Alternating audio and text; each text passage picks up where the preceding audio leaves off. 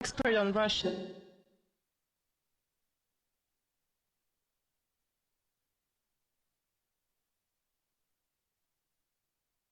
I think that this opinion adds to the ongoing controversy over whether both sides can return to the Cold War. I think that really this is one of the hot potato issues, and it is too early just to say who is right and who is wrong.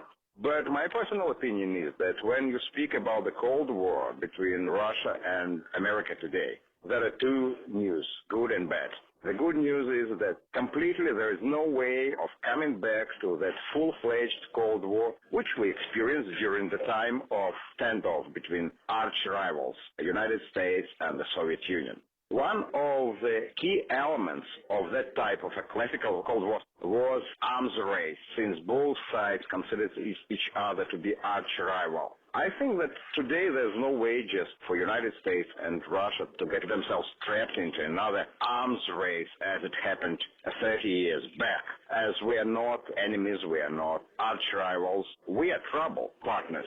Partners, but trouble partners. And when you have trouble partner, then you have different set of priorities and different agenda. But the bad news is that while there's no way of coming back to the full-fledged Cold War, some elements of the Cold War can be still revived to the sheer disappointment of political pundits in both capitals who just call on hawks to exercise the restraint. And in this respect, this can be also poisoning for the bilateral relations. And what elements of the Cold War can be revived, in your opinion? When we speak about those elements which can be revived, we have to call them propaganda war, rhetoric, and some sort of sanctions.